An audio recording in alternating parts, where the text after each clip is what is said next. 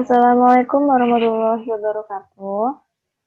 Nah, kali ini kita akan belajar statistika dengan subtema membaca dan menyajikan data dalam bentuk tabel distribusi frekuensi, histogram, dan poligon. Yang disusun oleh Dara Karindria Amanda, saya sendiri dari Universitas PGRI Semarang. Nah, untuk tujuan pembelajarannya yaitu 1. Peserta didik mampu membaca dan menyajikan data dalam bentuk tabel distribusi frekuensi, histogram, dan poligon setelah melakukan kegiatan pembelajaran ini.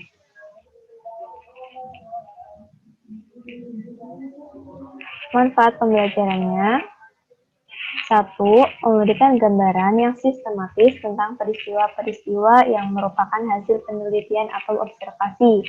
Yang kedua, data lebih cepat ditangkap dan dimengerti. 3. Memudahkan dalam membuat analisis data. Yang keempat, membuat proses pengambilan keputusan dan kesimpulan lebih cepat, akurat, dan tersusun dengan rapi. Yang kelima, menunjukkan perkembangan suatu keadaan dan mengadakan perbandingan pada suatu waktu. Kita ke distribusi frekuensi. Distribusi frekuensi adalah pengelompokan data ke dalam beberapa kategori yang menunjukkan banyaknya data dalam setiap kategori, dan setiap data tidak dapat dimasukkan ke dalam 2 atau lebih kategori. Nah, menurut Suharyadi 2009, distribusi frekuensi adalah susunan data dalam bentuk tunggal atau kelompok menurut kelas-kelas tertentu dalam sebuah daftar. Tujuan distribusi frekuensi ini yaitu 1. Memudahkan dalam penyajian data, mudah dipahami dan dibaca sebagai bahan informasi. Yang kedua, memudahkan dalam menganalisa data, menghitung data, dan membuat tabel, grafik, atau kurva. Bagian tabel distribusi frekuensi yaitu 1. Interval kelas. Tiap-tiap kelompok disebut interval kelas atau sering disebut interval atau kelas saja. Yang kedua, range atau jangkauan. Selisih antara nilai tertinggi dan terendah. Yang ketiga, batas kelas berdasarkan tabel distribusi frekuensi, batas kelas bawah dan atas. Yang keempat, tepi kelas, batas nyata kelas. Untuk mencari tepi kelas dapat dipakai rumus berikut ini. Tepi bawah sama dengan batas bawah dikurangi 0,5 dan tepi atas sama dengan batas atas ditambah 0,5. Yang kelima, lebar kelas. Untuk mencari lebar kelas dapat dipakai rumus lebar kelas sama dengan tepi atas dikurangi tepi bawah. Nah, yang keenam, nilai atau titik tengah. Untuk mencari titik tengah dapat dipakai rumus titik tengah sama dengan setengah dikali batas atas ditambah batas bawah. Dan yang ketujuh, banyak kelas sama dengan 1 ditambah 3,3 dikali log n. N-nya itu banyaknya data. Dan yang ke-8, panjang kelas, yaitu rank dibagi banyaknya kelas. Nah, jenis-jenis distribusi frekuensi. Yang pertama ada distribusi frekuensi kumulatif, merupakan frekuensi yang menunjukkan jumlah frekuensi pada kelas interval tertentu, mulai dari kelas interval sebelumnya sampai kelas interval tertentu tersebut. Yang distribusi frekuensi kumulatif terdiri dari distribusi kumulatif kurang dari atau bisa disebut dari atas adalah suatu nilai dari tepi atas lebih kecil pada masing-masing interval kelasnya, misal kurang dari 60,5. Nah, distribusi kumulatif lebih dari atau dari bawah adalah suatu nilai dari tepi bawah lebih besar pada masing-masing interval kelasnya, misalnya lebih besar dari 50,5. Nah, yang distribusi frekuensi kumulatif relatif adalah nilai frekuensi untuk kelas tersebut kumulatif kurang atau ditambah atau kumulatif lebih dikurang dengan jumlah frekuensi pada setiap kelas dari kelas pertama.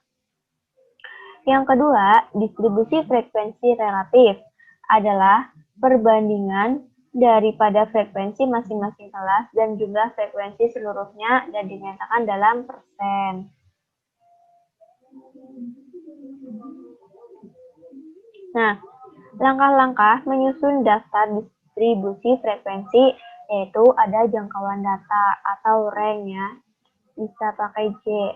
Xmax dikurangi Xmin, yaitu data yang maksimal, data yang paling besar dan dikurangi data yang paling kecil. Nah, banyaknya kelas. Tadi sudah dibahas ya, yang tadi rumusnya itu K sama dengan 1 ditambah 3,3 log N. Nah, yang ini panjang interval kelas atau I. Bisa dilihat Y per K yaitu jangkauan per banyaknya kelas. Tadi sudah ya. Nah, yang ini tentukan batas kelas bawah dan atas, kemudian susun dalam tabel dengan menghitung frekuensinya. Contoh. Seorang peneliti mengadakan penelitian tentang berat badan dari 35 orang. Data hasil penelitian itu dalam kilogram diberikan sebagai berikut. Nah, bisa dilihat ada 48, 21, 55, 46, 43, 63, 16, dan seterusnya. Sajikan data tersebut dalam daftar distribusi frekuensi. Maka yang pertama, harus kita cari Y sama dengan Xmax dikurangi Xmin. Nah, Xmax-nya ini 74 itu dari data yang terbesar, yaitu ada 74. Dan data yang terkecil tadi ada 16 ya, bisa dilihat. Maka 74 dikurangi 16, hasilnya adalah 58. Nah, banyaknya kelas. Tadi rumusnya itu K sama dengan 1 ditambah 3,3 log kali log N ya kan? 3,3 kali log N. Nah, N-nya itu ada 35, bisa dilihat. Ini totalnya itu ada 35 orang, jadi N-nya itu banyaknya data.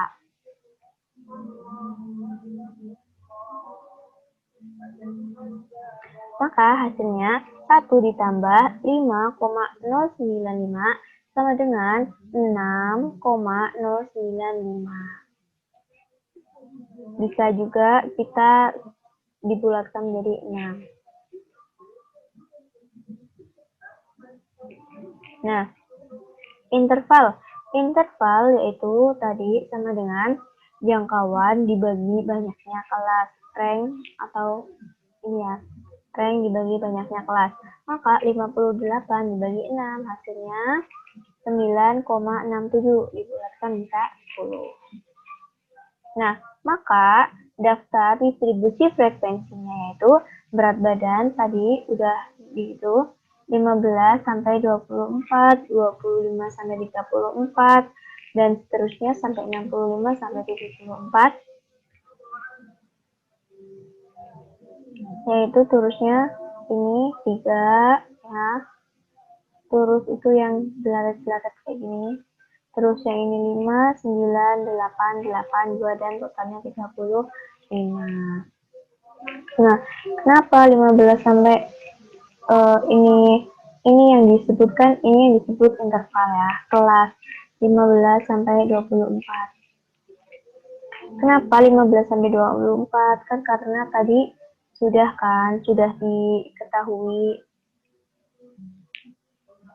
bahwa intervalnya itu adalah 10.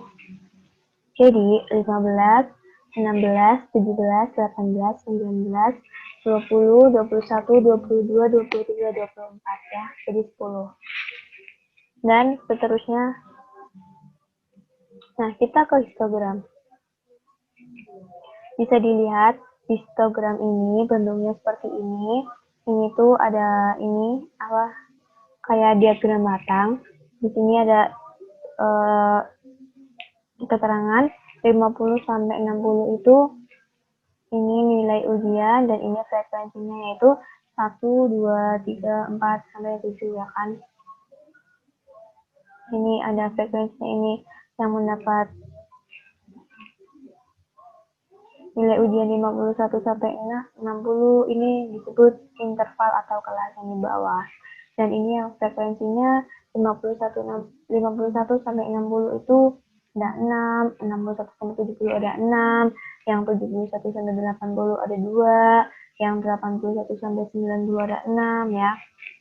Nah, bisa dilihat histogram adalah merupakan bagian dari grafik batang di mana skala horizontal mewakili nilai-nilai data kelas dan skala vertikal mewakili nilai-nilai frekuensinya. Bisa dilihat, yang vertikal frekuensi dan yang horizontal adalah nilai-nilai data kelas. Nah, histogram dibuat setelah tabel distribusi frekuensi data pengamatan dibuat. Jadi, setelah kita sudah membuat tabel distribusi frekuensi, baru kita bisa membuat histogram. Atau juga bisa juga sebaliknya, untuk memberikan gambaran nilai yang terbesar dengan frekuensinya. Sebaiknya dapat pula mengamati nilai terkecil dengan frekuensinya. Jadi bisa untuk memberikan gambaran mana yang terbesar dan mana yang terkecil. Kalau ini kan yang terkecil yaitu kelas nilai ujian 71 sampai 80 seperti itu. Nah, kita ke histogram frekuensi. Tentukan tepi bawah yaitu TB, batas bawah dikurangi 0,5. Nah, untuk menentukan tepi atas, batas atas ditambah 0,5. Contoh berat badan dalam kilogram. Tadi kan udah 15 sampai 24. Maka tepi bawahnya batas bawah dikurangi 0,5. Jadi, batas bawah ini yang angka yang paling kecil dikurangi 0,5. Maka 15 dikurangi 0,5 sama dengan 14,5. Dan yang tepi atasnya yaitu angka yang terbesar. Angka yang terbesar ini bisa dilihat ada 24. 24 ditambah 0,5 hasilnya 24,5 dan seterusnya. Dan ini frekuensinya yang tadi yang berjumlah 35. Nah, untuk histogram bisa dilihat. Jadi, histogram ini seperti diagram batang, bisa dilihat ya. Dan ini tadi hasilnya yang 14,5, 24,5, 34,5, 44,5 ya kan. Ini tuh batas bawah maupun batas atas. Kan.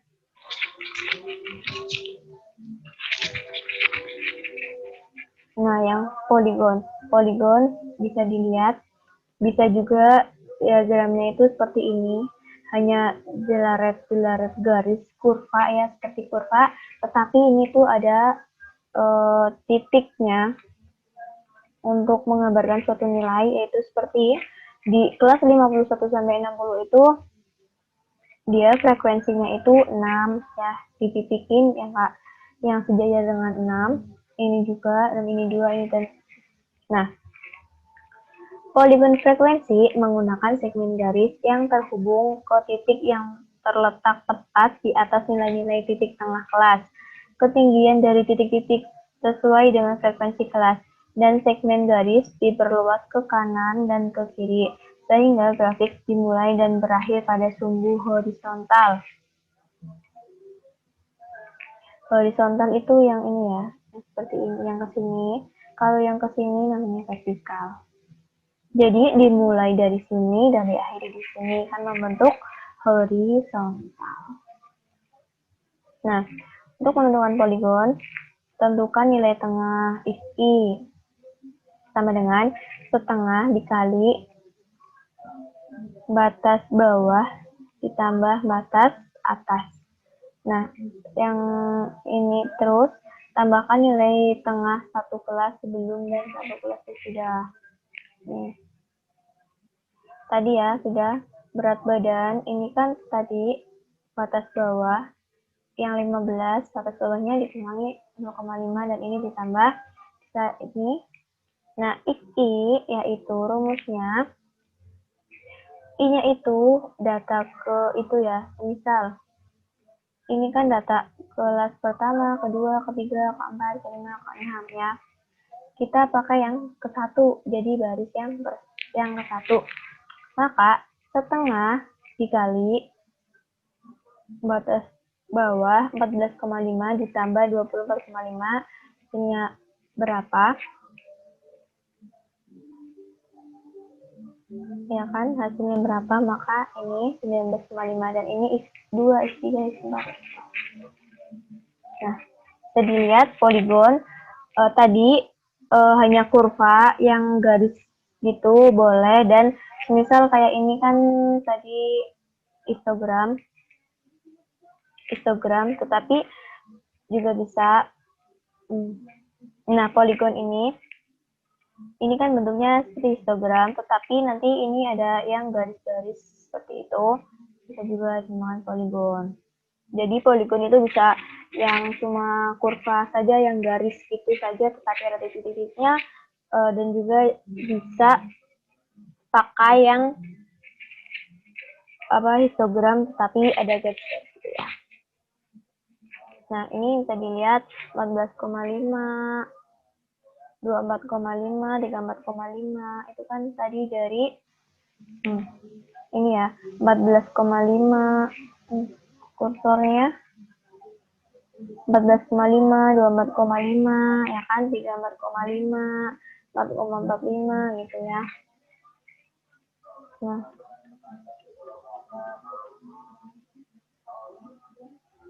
Nah, ini contoh halaman 39 dan 40. Bisa kalian buka buku matematikanya yang seperti ini.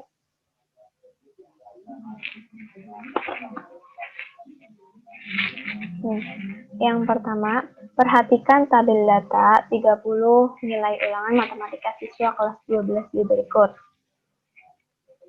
Jadi ada nilai interval yang pertama yaitu 40 sampai 49 nilainya, dan kedua 50 sampai 59, terus yang ketiga 60 sampai 69, yang keempat 70 sampai 79, yang kelima 80 sampai 89, dan yang terakhir 90 sampai 99. Dan ini frekuensinya 3, 4, 6, 8, 7, dan 2. Nah,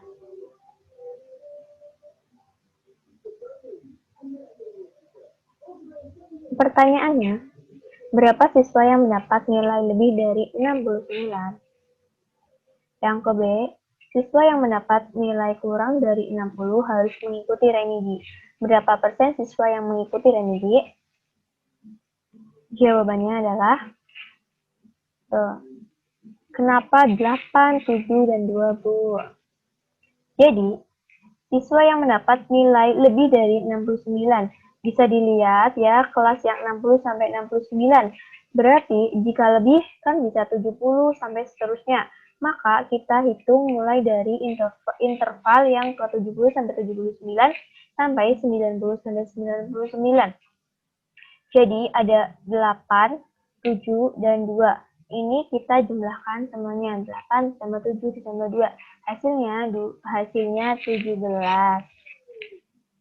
Jadi siswa yang mendapat nilai lebih dari 69 ada 17 siswa. Nah, yang ke B, siswa yang mendapat nilai kurang dari 60 harus mengikuti remedi. Berapa persen siswa yang mengikuti remedi? Nah, kita bisa dilihat 60 kita ke kelas 60 sampai 69 kurang dari 60 berarti yang 50 sampai 59 dan 40 sampai 49. Bisa dihitung 4 ditambah 3 ada 7 siswa yang mengikuti remedi. Nah, berapa presentasinya? Presentasinya yaitu 7 dibagi 30, yaitu banyaknya siswa N ini 30 orang, 30 siswa dikalikan 100%. Maka hasilnya 23,3%.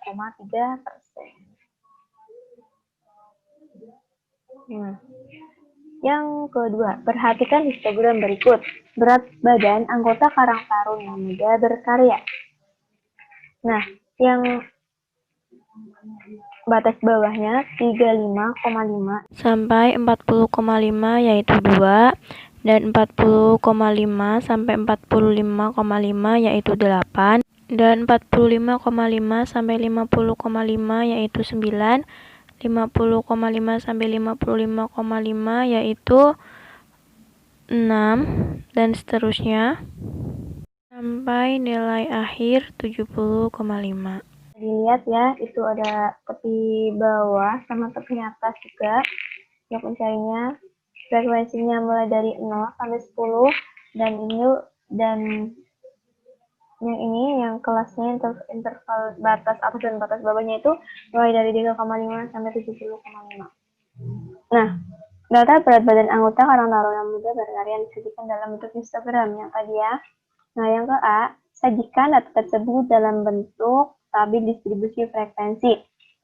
Jawab di bawah, ya kan? Ini kan tadi 3,5 sampai 6,5 dan ada juga ya tepi atas ya. Jadi seperti ini. Ini tepi bawah, tepi atas, ya kan? Tepi bawah, tepi atas, tepi bawah, tepi atas, seperti itu. Nah, batas bawahnya yaitu 35,5 ditambah 0,5 sama dengan 56 dan seterusnya. Dan ini tepi atasnya kan 40,5 ya kan? Maka batas atasnya 40,5 dikurangi 0,5 hasilnya 40. Maka intervalnya 36 sampai 40. Ada 2, terus yang interval 41 sampai 45 ada 8, 46 sampai 50 ada 9, 51 sampai 55 ada 6, dan seterusnya sampai 66 sampai 70.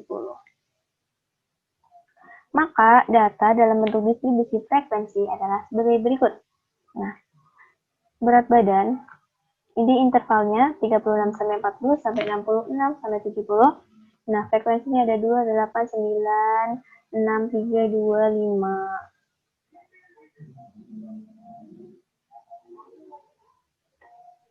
Sekian dan terima kasih, dan materi selanjutnya yaitu kita nanti akan belajar ukuran pemusatan dan letak data. Untuk tugasnya nanti halaman 41 buku ini, buku kalian kelas 12 matematika, halaman 41 poin A sama poin B. Sekian dan terima kasih. Wabillahi taufik wal hidayah. Wassalamualaikum warahmatullahi wabarakatuh.